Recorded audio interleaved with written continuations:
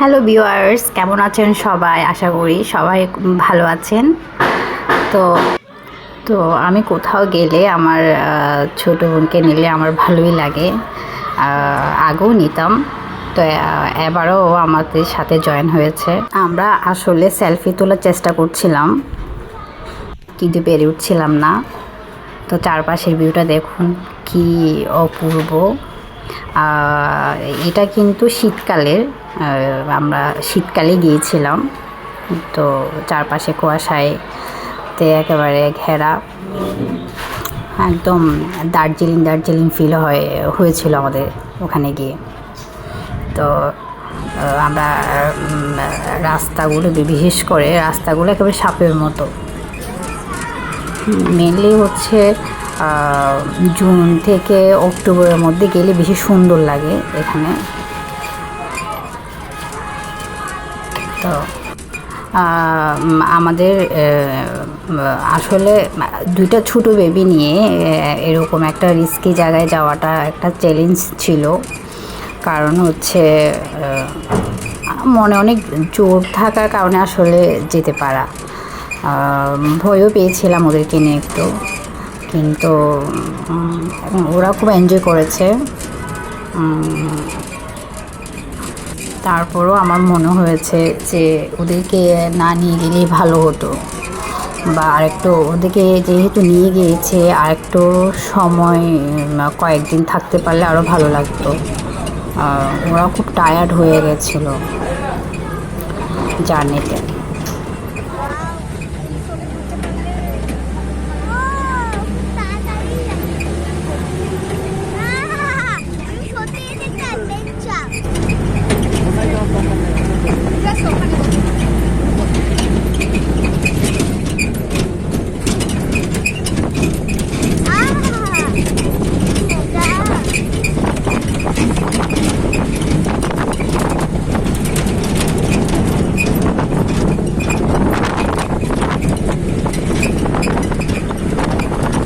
এখানে অসম্ভব যেটা ভালো লেগেছে, যে পাহাড়ের এক পাশে খাবারের স্টল, খোলা আকাশে নিচে বসে সবাই যে যার মতো খাবার খাবে।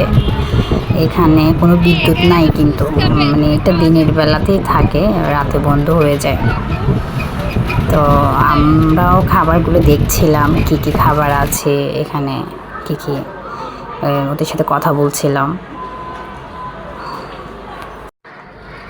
তো আমরা এখানে ভুট্টা দেখে, তো আমি বললাম যে ভুট্টা খাবো। বাচ্চারাও বায়না করছিল যে তারা ভুট্টা খাবে, তো ট্রাই করে দেখলাম। তো আশেপাশে দেখেন কি সুন্দর পাহাড়ে আনারস, পাহাড়ে বিভিন্ন রকমের ফ্রুটস, আর হচ্ছে কিছু খাবার দেখেছি। কি সুন্দর শান্ত নিরিবিলি পরিবেশ এখানে। এরকম একটা জায়গায় আসলে খাবার খেতে পারলেও অনেক ভালো লাগে। এখানে চাও আছে, দেখাবো আপনাদের। বাচ্চারাও খুব এনজয় করছিল, হেঁটে হেঁটে দেখছিল চারপাশটা। ওদের খাবারটা আসলে আমাদের হচ্ছে আলাদা বলে আমাদেরকে অনেক বেশি আকর্ষিত করে, একটু ডিফারেন্ট খাবারগুলো খাওয়া যায়। খাবে ভুট্টা খাবে।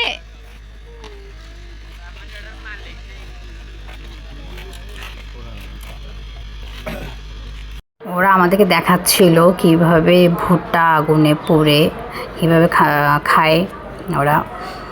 তো ভালো লাগলো দেখে। বাচ্চারাও খুব আগ্রহ নিয়ে দেখছিল ওদের রান্নাগুলো। পাহাড়িদের আরেকটা খাবার হলো ব্যাম্বু চিকেন। ওরা বাঁশের মধ্যে নিয়ে এভাবে আগুনে পুড়ে মাংসটা রান্না করে, ব্যাম্বু চিকেন বলা হয় এগুলাকে। খুব ইন্টারেস্টিং, কিন্তু খেতেও অনেক বেশি সুস্বাদু এটা। যারা যায় তারা সবাই একবার হলেও ট্রাই করে দেখে ব্যাম্বু চিকেনটা। আমরা দেখছিলাম প্রসেসটা কীভাবে ওরা করে। তারপর দেখছিলাম এগুলা, এই যে যেগুলো দেখছেন এগুলো একটা কাপ, বাঁশের কাপ, এটা দিয়ে ওরা চা খায় মেনলি। তো কথা বলছিলাম ওদের সাথে।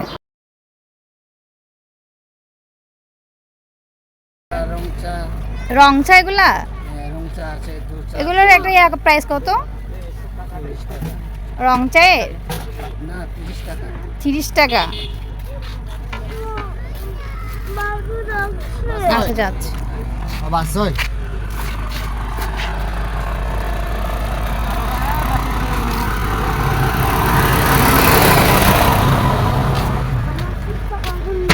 হয়েছে। আমি ওদের খুব আগ্রহ নিয়ে খাবারগুলো দেখছিলাম আর প্রতিটা খাবারের নাম কিভাবে বানাই এসব জিজ্ঞেস করছিলাম ওদের কাছে। ভালো লাগছিল আমারও।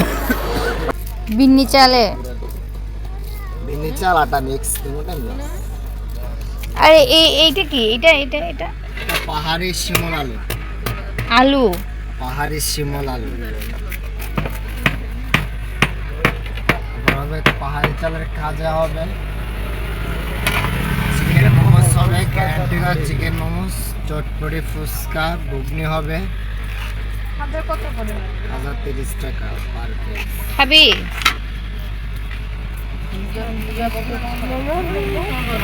6 পিস 150। আর তার মধ্যে এক্সট্রা চস।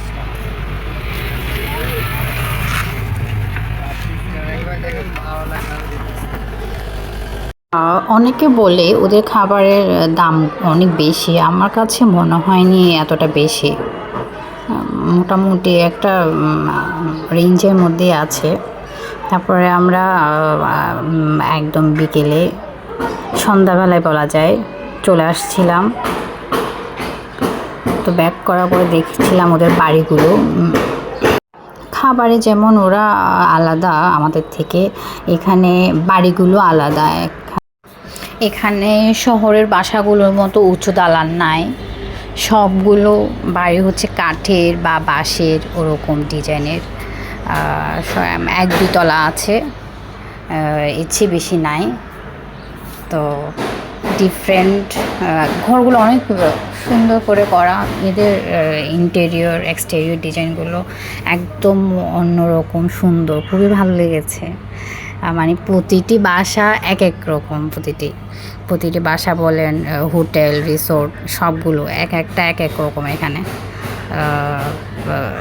সব কিছু ভিন্ন বলা যায়, সব ভিন্ন। বাড়িগুলো দেখতে এক ধরনের ভালো লাগছিল। আমার মনে হচ্ছিলো প্রতিটি বাড়িরই ছবি নিয়ে আসি, ছবি তুলি বাড়িতে গিয়ে, রিসোর্টে গিয়ে। রিসোর্ট আর হচ্ছে এখানে রিসোর্টগুলোর নামগুলো অনেক সুন্দর, ম্যাকরুদ্র, ম্যাকবাড়ি, তারপরে মেঘালয়, হিমালয় এরকম টাইপের বলা যায়, একটু কাব্যিক টাইপের আর কি। হৈমন্তী, বিলাসী, মেঘলা আকাশ এরকম টাইপের। তো আমরা চলে আসছিলাম গাড়ি থেকে দেখছিলাম আর কি। আসলে সারাদিন আমাদের জার্নি করতেই চলে গেছিলো। আমার ছোটো বোন বলছিল যে আমরা এত সারাদিন তো জার্নি করতেই চলে যাচ্ছে, আমরা কখন একটু ছবি ওঠাবো, কখন একটু বসবো, ওরকম আসলে হয়নি। ওরকম রেস্ট করার সুযোগ হয়নি। খুব অল্প সময়ের জন্য গিয়েছিলাম আমরা। তো মেনলি হচ্ছে আমাদের ছোটো হিয়া একদম চুপচাপ হয়ে গেছিলো। অনেক ক্লান্ত আমরা রিসোর্টে ব্যাক করছিলাম। তো ইচ্ছা আমরা বাবুদেরকে একটু শুতে দিয়ে আমরা একটু বের হব রাতের বেলা একটু হাঁটবো। তো রাতের বেলা কী করেছি আমরা সব কিছু শেয়ার করব।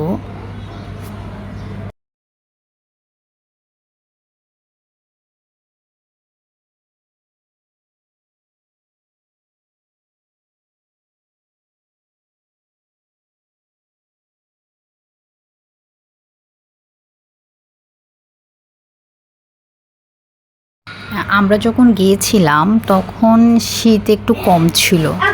তো আমি শুনেছি ওই শীত যদি নাকি কমে যায়, ওই কুয়াশার পরিমাণটা নাকি বেড়ে যায় পাহাড়ে। আমি এটা কতটুকু সত্যি জানি না আসলে।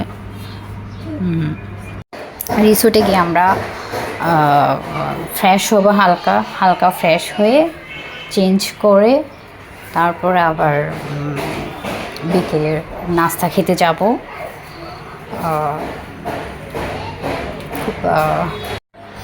আসলে সারাদিনের জার্নিতে উঁচু নিচু রাস্তা, অনেক বেশি জার্কিং হয়েছিল, তো খুব বেশি টায়ার্ড লাগছিল।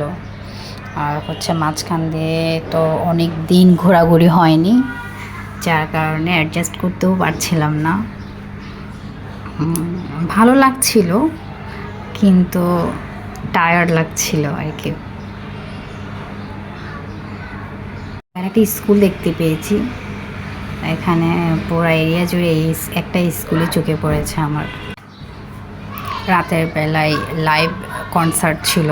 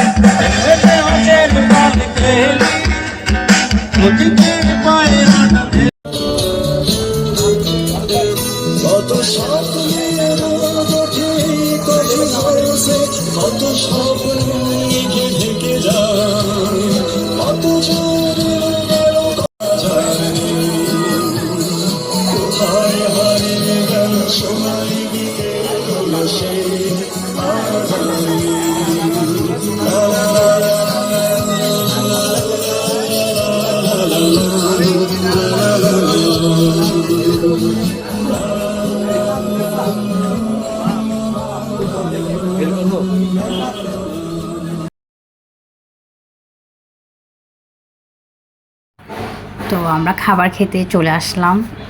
বাচ্চারা অসম্ভব টায়ার্ড, মানে তাদের খাবার খাওয়ার মতো এনার্জি নাই বলা যায়।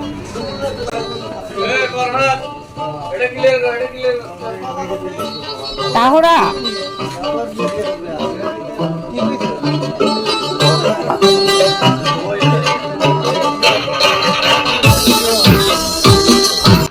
ওদের রেস্টুরেন্টগুলো দেখেন, পোড়াটা বাঁশের, কি সুন্দর করে বাঁশের কাজ করেছে, কিছু কতটা আর্ট দিয়ে করেছে তারা, খুব ভালো লাগছিল। আমি তো মানে বাঁশের সাথে লাইটিংগুলো দেখেন, অসম্ভব একটা ভালো লাগা ক্রিয়েট করেছে। এদিকে আমার বাচ্চারা দেখেন, তারা মাথা উঠাতে পারছে না, অসম্ভব টায়ার্ড। তো খাবারটা খাওয়াতে আমাদের অনেক কষ্ট হয়ে গেছিল। একটা ঢঙ্গি এদিকে হাই দিচ্ছে। আমাদের যেহেতু সকালবেলা বের হওয়ার কথা, সো